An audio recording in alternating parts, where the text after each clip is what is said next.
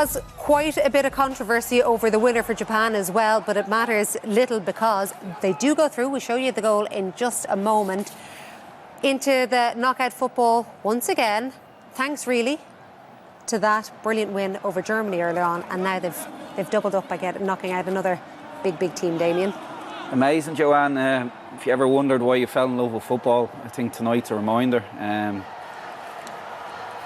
I should listen to my own advice sometimes. For 6 months I've been telling anyone and everyone. My son laughs at me every day. I keep telling him Japan are dark horses. They're going to upset people. But before the game, I don't know why I said Spain would cruise through. Anyway, they are what they are. Amazing energy, amazing technical players. Players that probably not many people around Europe would know. But they're so well organised, and even speaking to coaches at Celtic, there's a few Japanese players there now, and they say they're amazing guys to work with. So put all that together, this is why they're beating big hitting teams. But listen, let's not underestimate this decision that we're going to see. It impacted massively both games. It's obviously the second goal that put Japan ahead, but you could feel the Germany game turn on its head as well. Germany obviously rattled Costa Rica, gave them belief. The crowd start turning, and they go get their second goal. But listen, absolutely amazing night of football. It is an absolutely amazing night for football. Before we talk about Japan, because it is unquestionably their night, John Kenny mentioned at the end of commentary, he said that about how Hansi Flick had said during the week, he said, well, it may not be my decision, but I'm planning to stay on until 2024. And you said, I don't think so. Well, he was asked a question yesterday or 2 days ago in the press conference, and I think the feeling amongst the German journalists and the public and the media was it was a bit disrespectful to ask a question before the last game of the campaign, but I felt it was a valid question, and I don't think we'll go into our home Euros in 2 years' time with him. The performances were just too bad to be true. We played a half-decent game against Spain, against a team where we could react. We didn't have to be proactive. 2 games we had to be proactive against Japan, folded the last half hour. And today we played a team that didn't look like a team the first 2 games, even though they won against Japan, where they had, I think, twice they've been into Japan's box, and we made them look like a proper football team. They played brilliant football, Costa Rica. They attacked, scored 2 goals, probably could have had 1 or 2 more, even though we missed a whole lot of chances. I understand that. But over the 3 games, you've got to say it was a shambolic way we represented German football, and we got knocked out 4 years ago. And if you get 4 points in a group with Japan and Costa Rica, you don't deserve to go through. And Kenny said it. You've got to make your own luck. And if you only get 1 point out of the first 2 games, don't be surprised. And I wouldn't no hard feelings towards Spain. They were able to rest players, and what Kenny said as well, if we were winning 3-0 at halftime, which was distinctly possible, I don't think Spain would have been allowed to mess about and maybe bring players on. And once they knew we're not going to get the 6, 7 or 8 goals, obviously they knew what's required. So no hard feelings. Didn't deserve to go into the knockout stages. Okay, despite what Didi did say there about making your own luck, there's no doubt Germany may well feel a bit hard done by when it comes to luck when they have a look at this goal from Japan that came in the second half. Now, for anybody who's watching this comes down to whether or not the ball has gone out of play before it's played across for the goal. So we'll have a look at it here, and while you're watching it, I'll read out what the rule says.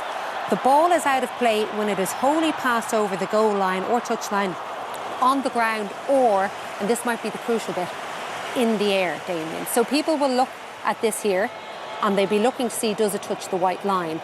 But that's not necessarily what the video assistant referee will have been looking at. Yeah, that explains it all there. Listen, they're still working off the naked eye, so, it's a tough decision to make. When you look at it there, before I heard that ruling, I'm like, it's out, and then you're thinking the worst of FIFA and VAR officials, etc., etc. But when you explain it like that, the widest part of the ball, as the ball is on the ground, is potentially in line with the byline, but it's still the naked eye. So in no doubt, whether it be Champions League or the next Euros, whatever, we'll have byline technology, sideline technology, because the impact that has had tonight is gargantuan. But well, people will ask, why don't they have it now? Because as Damien said, we were wondering, because we were watching it at the time, why were VAR only looking at the overhead shot when the close-up one we saw there seemed to be the one that told you all you needed to know? And that was because you could kind of see that possibly some of the sphere was over the line. Well, they probably don't have these pictures. We need to know what was showed to the video assistant. I think there's too much green here. You know, sometimes the ball can be over the line, but part of it is still over the line. But there's so much green behind the line you can see. I think this ball was out of what I don't understand. If we want video technology, and in American football, if there's doubt and you can't overrule a decision, the ruling on the field stands. Now, this ball was given out. Now, for me, the video assistant, when he looks at this with a naked eye, he's got to be 100% certain that this ball was in play, that it wasn't out, to give the go. Can you tell me 100% certain that this ball has not been over the line? And if there's any doubt whatsoever, I think the ruling on the field should stand. And yes, it was half an hour to go. Even if this goal was disallowed, Japan still had a chance to get a second one. So obviously we can't, it's hypothetical what would have happened. But it was a big decision, and it was obviously a turning point in this game. And it did go to Japan's favour. But you've got to say, over the 3 games, they probably deserved a bit of luck, even though I've got to say, I think the ball should have given out. Yeah, just a reminder for anybody looking at that shot, it is the part of the sphere, not the bit that's on the ground that's quite clearly out of play. It's the other part of it. But you look at how much money that has been pumped into the technology in the stadium. We hear about the semi-automated offside. There's something like 32 additional cameras which are constantly tracking players' limbs and any part of them that can score non-stop. They're doing that. So that's out. There's a technology within the ball itself. It's something as simple but as crucial as the end-line technology, and it's not there. Well, you said it, Joanne, but you can bet your bottom dollar it's going to be there very, very soon. Bit too late for us. Yeah, absolutely. But like Diddy says, Japan deserve to go through over the 3 games. But it is totally guesswork, and there's so much doubt and guessing involved in it. Yeah, I don't think you can give it.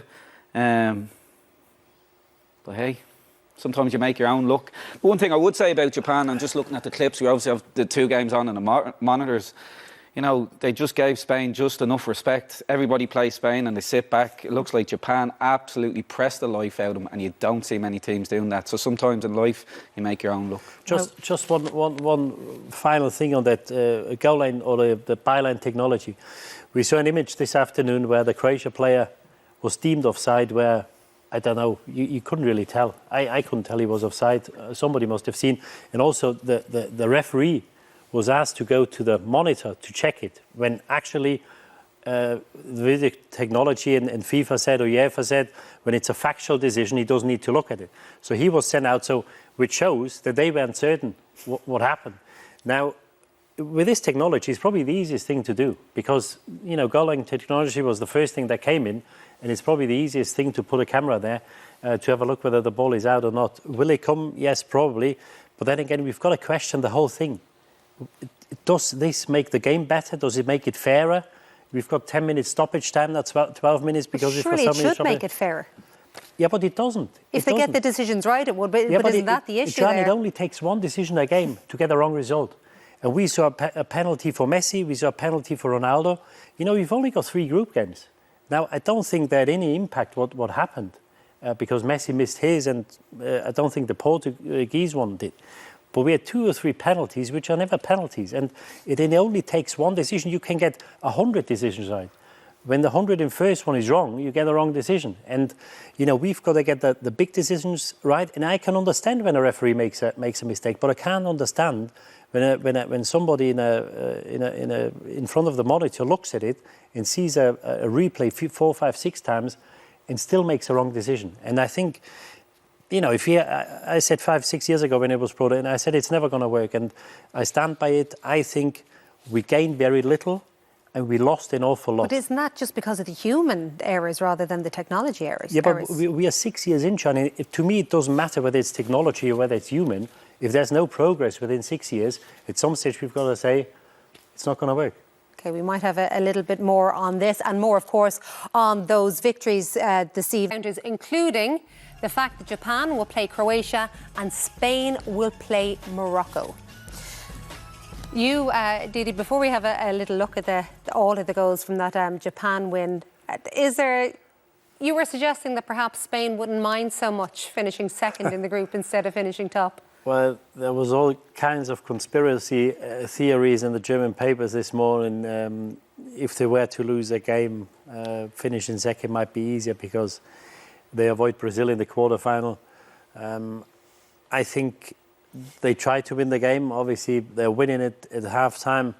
The second goal, might have been out of play, but I don't think they lost the game on purpose. And you just see when you make changes, Japan showed it in the first game, in a game where Germany had all to play for, that they came back from behind. And credit to them, because twice they've come from behind. They beat Germany and Spain after being 1-0 down. So yes, it'll suit them. I don't think the manager will be happy. He said beforehand he wants to win the game. He wants to win 7 games, even though he's already drawn one. But you don't lose, or you can lose games on purpose in a tournament like this, because Costa Rica was winning for a few minutes. By that time, Spain and Germany been out. And, tomorrow he might not be too unhappy because it's probably the easier draw now. But as I said, I wouldn't, have a go at Spain for losing the game. It's just one of them things. Everybody had the same chance at the start of the tournament. We didn't take him. Luis Enrique might, because once again they took a lead in the game, which they didn't end up winning, just like the last time. Yeah, no credit to Japan. They never gave in. It's the mentality they have. But it was a brilliant goal, you'll have to say. Gavi, underlap run, best run in football. Disrupts the back line, can't clear their lines. And good ball in, please, for Morata, because he gets so much stick in Spain, maybe not at club level. Here you see that run again, followed, or who follows him. A lot of the time it causes that chaos. Yeah, as I was touching on Joan Morata, he gets a lot of stick with Spain, so it's good for his confidence, and it gives Enrique a problem who to play as your number 9. If you remember last year, Euros, Morata rocked for confidence. He ended up playing Olmo as a false number 9, so I guess it's good from the Spanish point of view. Listen, it's great. You might say, yeah, we've got Morocco, but it's still going to knock you losing tonight. Yeah, and Morata has scored in his last 4 games for Spain, so the idea that he's been knocked, it seems crazy. But we saw Japan, just like they did against Germany, they came back from a losing position. Interesting where the 2 scores for Japan play their club football. Yeah, it's, same as against Germany, both again from Germany. The first one is Doan, plays his football in Freiburg. They're second in the Bundesliga at the moment. He's a brilliant player. Technically, they're all perfect. So technically gifted. All of them 2-footed. I think the keeper's got to do better in near post. It's a good strike. He strikes it well, but the keeper shouldn't be beaten there. Gets both hands to it. You should have saved it. But it just shows their hunger and their desire and their willingness to come back. Because when you lose against a big team, you sometimes the heads go down and you go, are we good enough to come back against Germany? Are we good enough to come back against Spain, a team that scored 7 goals in the first game? But they just relentless. They keep going, and this is something I really missed with their German team. There was no hunger, no desire, no togetherness, because sometimes you've got adversity, and this is where you have to stick together. And I can't credit Japan enough for what they did to come back twice against these 2 teams.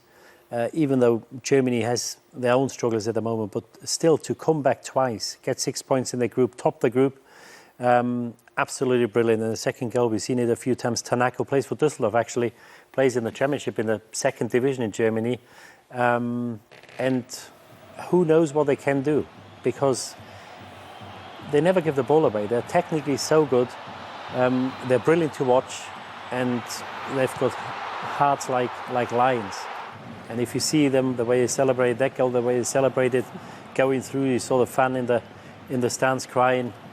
The whole country will be up, and I can see them going 1 or 2 rounds further. It kind of sums up what we were saying about them, this goal, doesn't it? Despite the fact that there are all these question marks, the 2 players there, the ball's shot across, it should really be gone, and the 2 are there trying to keep it in. Well, obviously the first one tries to score. The second one can't score, but he makes sure he keeps the ball in play, or tries to keep the ball in play.